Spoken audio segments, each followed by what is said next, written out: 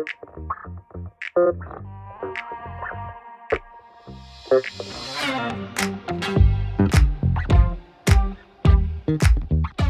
we are just about to start a new block up here at Epping. So it's about 11 o'clock.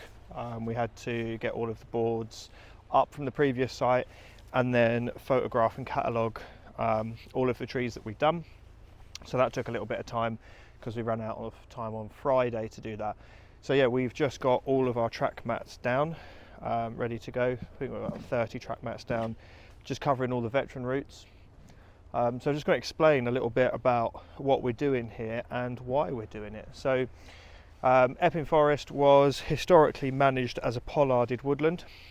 So what that meant was, back in sort of Victorian times, all of the commoners were able to pollard the trees, and they would take the timber up to the bakeries in London, and they would sell them to the bakeries, obviously, to fuel the bread ovens. So the whole woodland was managed as pollards. So obviously that's not the case anymore. So the woodland has in parts been left. So we've got a lot of lapsed pollards. So we've got trees with sort of 120, 150 years worth of growth on them. And then we have got trees that they've managed to sort of maintain the pollarding regime on. And that's the block that we're on now. So we're doing trees that have been cyclically pollarded. So we're just going to carry on that regime. Why are we doing it? If the trees are left, obviously the growth gets quite large on them, and then they start getting mechanical failures. So these are all veteran trees, so we're trying to minimise mechanical failures as much as possible. So that means a lot of sort of repollarding, obviously, to take the weight off of them and help prevent mechanical failures. I'll take you and show you one just quickly. So a lot of the veteran trees look like this. So it doesn't take much to cause failure on these trees. So we're trying, obviously, to avoid that by the repollarding. The second benefit is we're trying to get a bit more light to the forest floor. Why do we want to do that? Because the area was originally used to graze longhorn cattle. So it'd be nice to get the woodland back to that. And also, once there's more light to the canopy floor, the list of species that are here, from animals all the way down to small insects, it goes up with more light, so it's better for the biodiversity. So yeah, that's what we're doing, why we're doing it. This is all part of a big conservation plan for the forest. We are just one of the contractors up here. We haven't written the spec for any of the trees. That is done by a consultant up here. So yeah, we get given a list of trees. They're all tagged, and then we get a spreadsheet to go along with it, which tells us what we're doing to the trees. We get a before picture of the tree, where it ideally wants to be cut, and then we will work to growth points where possible around that. Obviously, when we're doing a complete pollard, we're not able to do that. But yeah, that's what we're doing and why we're doing it. We've done most of the big laps now. I think we've got one big lapse in this block to do, which we'll try and show you, but we'll take you along and we'll show you some of the repollards of these smaller trees that we're doing. Okay, so some of the kit that we've got on site, we've got TR8. We have brought the digger in. We're not going to use it for any handling of the brush. We literally just used it to get all 30 track boards in, because that gets pretty long walking them in. You might be able just to see in the distance flashing lights, that's the truck out on the ride. So yeah, we've come fair way into the woodland, and we've got a pickup and we're chipping into that. So here's some of the trees that we've got. This is our first one that we're going to start on. So this is a veteran repollard. So we'll just be taking it back to the growth points above the bowl. I think on some of these they're specifying what size stubs they want left for particular reasons. I think they're trying to do a bit of an experiment to see how different size stubs affect regrowth. So we'll be doing that for them. A little more lapsed through there, and then through here. So this is a maiden pollard. This is going to be its first pollard, and it's being done at 3 meters, so we'll take it somewhere there. But yeah, this sort of gives you an idea of sort of the genuine state of the trees. So obviously, being veterans, they're all pretty hollow.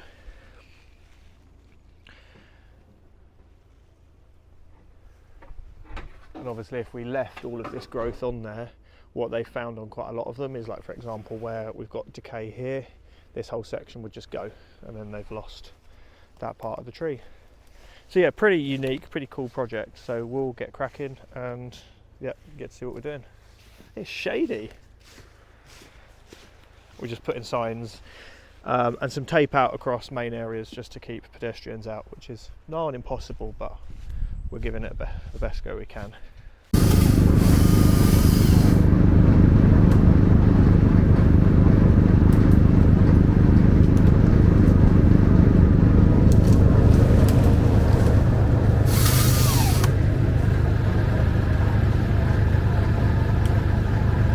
Yeah.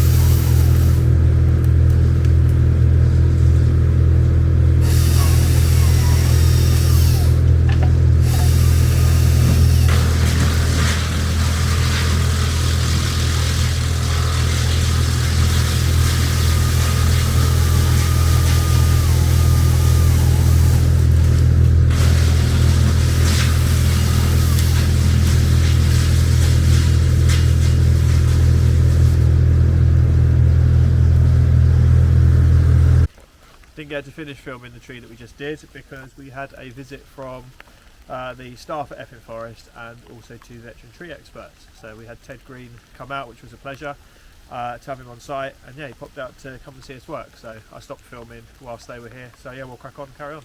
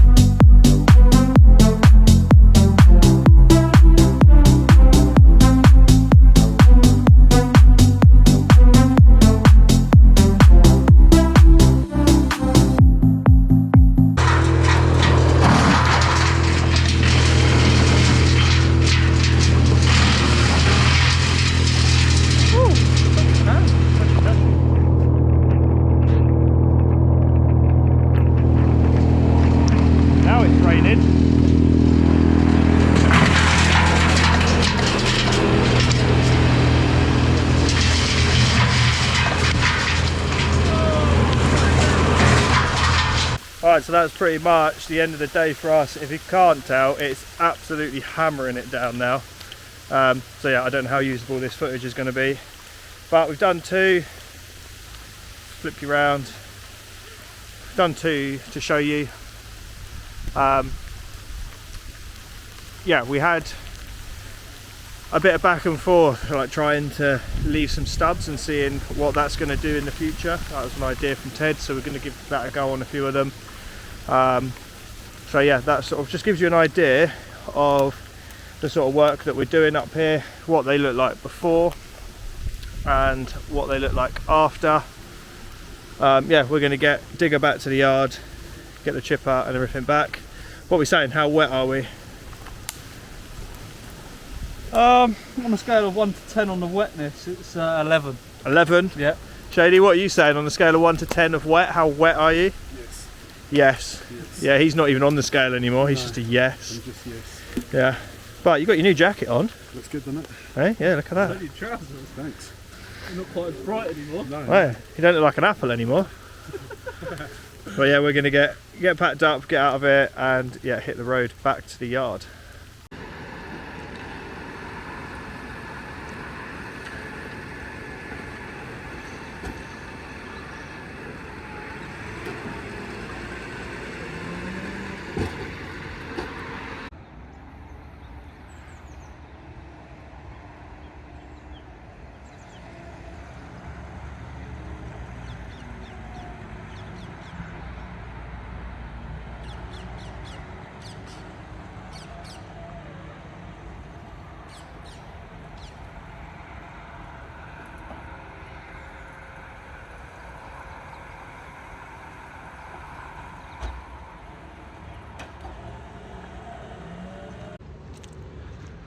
Bright and early Tuesday morning, 8 o'clock, and we are back up in Epping. We are just clearing all the chip that we accumulated over the last month or so. Local farmers come to give us a hand loading up. We've got 3 lorries booked in back to back, and this stuff is all getting run straight into Tilbury. I'm just taking the dog for a little walk. I'll get this first one out. Hopefully the second one's not far behind it. I'll find somewhere for a bit of breakfast, get them all loaded, get them gone, and get back to the yard. But sunshine, no rain, absolute bonus.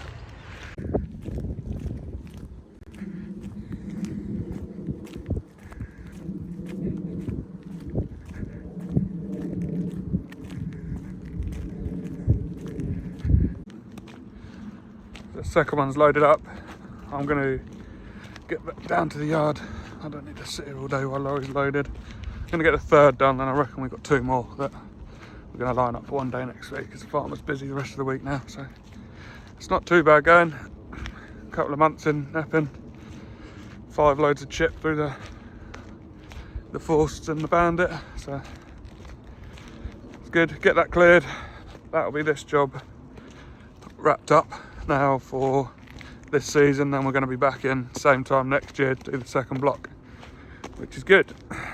Yeah, Tuesday lunchtime, we are pushing on.